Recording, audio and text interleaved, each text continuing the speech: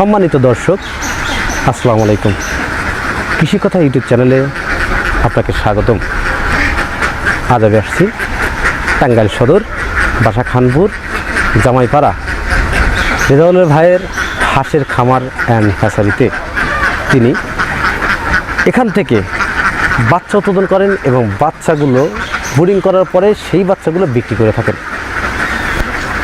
উনি কী ধরনের বাচ্চা বিক্রি করেন এবং কোন বয়সে হাঁসগুলো বিক্রি করেন সেই কথাগুলো শুনবো সেই খামারির কাছ থেকে বা হ্যাচারি মালিকের কাছ থেকে। তিনি তার কাছ থেকে বাচ্চা নেওয়ার পরে খামারিরা কতটুকু স্বাবলম্বী হতে পারবেন এবং খামারিদের কী ধরনের পরামর্শ তিনি দিয়ে থাকেন সে কথাগুলো জানবো এবং আপনাদের মাঝে জানানোর চেষ্টা করব। চলুন আর কথা না বাড়িয়ে শুরু করা যাক আজকের প্রতিবেদন।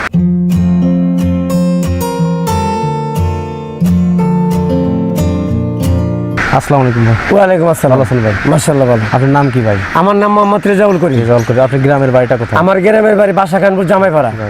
এই যে হাঁস পালন করা বা হ্যাচারির সাথে আপনি কতদিন সম্পৃক্ত আছেন? আমি এখানে 2 বছরের উপরে সম্পৃক্ত আছি। 2 বছরের উপরে। জি। আচ্ছা, এই পেশার আগে আপনি কি পেশার সাথে জড়িত ছিলেন? এই পেশার আগে আমি আমার হোটেল আছে, ভাতের হোটেল, আমি ওই পেশার সাথে জড়িত ছিলেন। জি, মানে ওইটার পাশাপাশি এটা আমি এই ফার্ম এন্ড হ্যাচারি করছি। ফার্মের হ্যাচারি করছেন? জি। আচ্ছা, আপনি হ্যাচারি আগে করছেন না ফার্মটা আগে করছেন? আমি ফার্মটা আগে করছি, হ্যাচারিটা পরে করছি। আচ্ছা, আপনি তো হুট করে হ্যাচারিটা করতে পারেন, আপনি ফার্ম কেন করার পরে হ্যাচারি করছেন? হ্যাঁ, এই সুন্দর কথাই বলছেন। আমি ফার্মটা আগে করছি, আমি বাচ্চা আনছি, বাচ্চার থেকে বড় হাঁস তৈরি করছি। বড় হাঁস তৈরি করে ডিমটা যখন আপনার আইসা পড়ছে তখন এই ডিমটা মনে করেন বিক্রি করা খুব ঝামেলা। পরে এইটা একটা পদক্ষেপ নিয়েছে যে ঠিক আছে, ডিমটা না বিক্রি করে ডিমটা কিভাবে কি করা যায়। পরে আমি হ্যাচারি করলাম, আমার এই ডিম থেকে এখন আমি বাচ্চা উৎপাদন করতে পারি। জি, মানে আগে খামার করছেন, হ্যাঁ, খামার করে লাভবান হয়েছি, হ্যাঁ। এখান থেকে পরবর্তীতে ডিম মনে করছেন একটু ব্যথা ঝামেলা দেখে আপনি হ্যাচারি করছেন। হ্যাচারি করছি, সেখান থেকে আপনি বাচ্চা উৎপাদন করেন।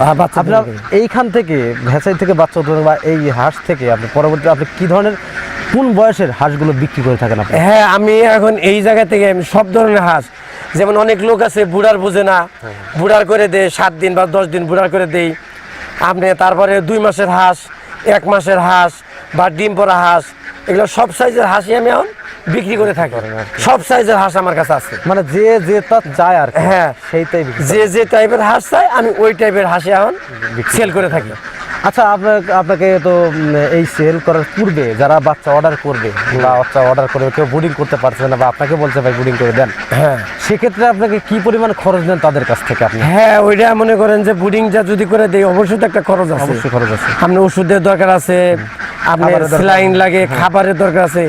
এখানে পার পিস আপনি বাড়তি 4-5 টাকা যায় আর খরচ বুঝে আর কি। বুঝতে পারছি। যেমন ওয়েদারটা যদি কঠিন থাকে তাহলে একটু খরচ বেশি পড়বো, একটু আপনি ওয়েদারটা যদি একটু ঠান্ডা থাকে একটু খরচ কম পড়বো, ওই অনুপাতেই আপনি খরচটা বহন করি।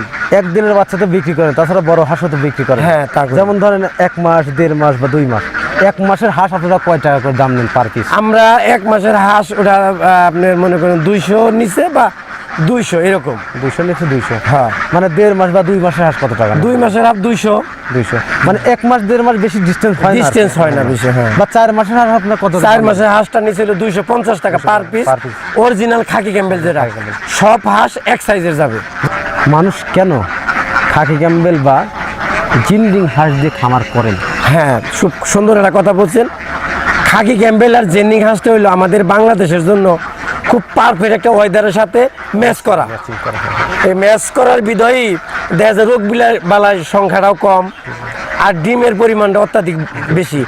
দেখা যায় যে আপনার যদি 100 খামারি থাকে তার মধ্যে 75 বা 80% লোকেই এই খাকি ক্যাম্বেল আর জেন্ডিং দেয় ফার্ম করে, খামার করে আর কি। হ্যাঁ, খাকি ক্যাম্বেল হাঁসের ডিমের পরিমাণটা বেশি আর কি। হ্যাঁ, আচ্ছা, একটা খাকি ক্যাম্বেল হাঁস বছরে কি পরিমাণ ডিম দেয়? একটা খাকি ক্যাম্বেল হাঁস বছরে আপনার মানে 300+ ডিম দিবে। হ্যাঁ, যদি ওর পরিচর্যাটা বা খাবারটা ঠিক মতো দেয়। আবার দেখা গেল যে আপনি খাবার দিলেন না, খালি ডিম চাইতেছেন, 1 পিসও হবে না 10 বছরে। ঠিক আছে, এটা ঠিক আছে। 10 বছরে 1 পিস আসবে না, বরং মারা যাবে। পরিপূর্ণ খাবার দিতে হবে, খাবার ছাড়া সম্ভব না। আচ্ছা, আবদ্ধ অবস্থায় যদি ক্যাম্বেল হাঁস কোনো ব্যক্তি পালন করে সেক্ষেত্রে কি সে লাভবান হতে পারবে?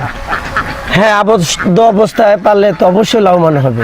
আচ্ছা, আবদ্ধ অবস্থায় হাঁসের কি কি খাবার দিয়ে থাকেন বা আপনারা খামারিদের পরামর্শ দিয়ে থাকেন? হ্যাঁ, আমরা আবদ্ধ অবস্থায় যেমন একটু ফিট দেই, একটু গমের খুঁটটা অনেক দাম কম, এই 16-17 টাকা কেজি। বুঝতে পারছি। তারপরে মানে আপনার নষ্ট জাতীয় হ্যাঁ, মতো আর কি, মানুষ হ্যাঁ। যেটা খায় না। না, খায় না। জি, জি। ওটা খুদ মানে বাড়ির ব্যাপারে গরু ছাগল দিয়ে খাওয়ায়, কিন্তু ওটার ভিতরে হেভি মানে থাকে। একটা প্রোটিন থাকে, থাকে আর কি। তারপরে এই যে আপনার চিরার খুদ, তারপরে গমের ভুসি, এটা একটা খাবার বানালে দেখা যায় অল্প টাকার ভিতরে সাশ্রয় মানে একটা ভালো খাবার হয়। ডিমের প্রোডাকশন ইনশাল্লাহ মাশাল্লাহ ভালো আসে। মানে আপনি বলতেছেন যে গমের খুদ, তারপর ধানের গুঁড়া, তারপর চাউলের খুদ, গুঁড়া, তারপরে আপনার গমের ভুসি ইত্যাদি সংস্পর্শের পাশাপাশি ফিড বা ঝিনুকের চূর্ণ ইত্যাদি মিক্স করে আপনারা খাবার ম্যানুয়ালি তৈরি করে থাকেন প্রাকৃতিক খাবারের মতোই, এবং ওর ভিতরে ভিটামিনও দিয়ে থাকেন আর কি। সব মিলিয়ে দেওয়ার পরে সেটা প্রাকৃতিক খাবার খাওয়ান যাতে হাঁসের পরিপূর্ণ ডিম থাকে। সেক্ষেত্রে আবদ্ধ অবস্থায় পালন করলে হাঁস লাভবান হওয়া সম্ভব। আপনি এটাই বলতে চাচ্ছেন। আচ্ছা, আবদ্ধ অবস্থায় পালন করলে 1 কেজি খাবার করতে কি পরিমাণ টাকা ব্যয় হয়? 1 কেজি খাবার করলে এই আপনার আমার সিস্টেমে দেখা যাবে যে আপনার 20 থেকে 22 টাকা 22 টাকা খরচের মধ্যে ইনশাল্লাহ হয়ে যাবে।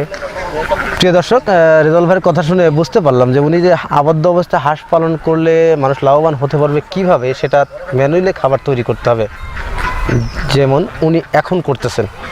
কারণ তার এখানে পানির পরিমাণটা বেশি, হাঁসগুলো এখানে রাখা হয়েছে, বিলে ছাড়া যাচ্ছে না, এখানে আবদ্ধ অবস্থায় খাওয়াচ্ছে। এই জন্যে আবদ্ধ অবস্থায় যে খাবারগুলোর দরকার সেই খাবারগুলোর নামগুলো অবশ্যই শুনলেন। এইগুলো সংমিশ্রণে যদি আপনি খাবার তৈরি করেন সেক্ষেত্রে আপনি হাঁস পালন করে লাভবান হতে পারবেন। পাশাপাশি একটা কথা না বললেই নয়, হাঁস পালন করতে গেলে টেকনিক তো প্রয়োগ করতেই হবে, এটা না করলে আপনি লাভবান হতে পারবেন না। যাই, ওনার বিগত অভিজ্ঞতা থেকে উনি বললেন যে হাঁস পালনকে এইভাবে করে লাভবান হওয়া যায়। তারপরে 1 কেজি খাবার ফিট কিন্তু 50 টাকার উপরে পড়ে। সেক্ষেত্রে আপনি ম্যানুয়ালি খাবারটা বানালে আপনি বড় জোর 20 থেকে 22 টাকা পড়বে, এই কথাটাই বললেন। আচ্ছা, আবদ্ধ অবস্থায় এই খাবারগুলো দিলে হাঁস পরিপূর্ণ ডিম পাবে? হ্যাঁ, ডিম দিচ্ছে অলরেডি। তো প্রিয় দর্শক, আর কথা বাড়াবো না, আজকের প্রতিবেদন এখানেই সমাপ্ত করছি। ভালো থাকেন, সুস্থ থাকেন, আল্লাহ হাফেজ।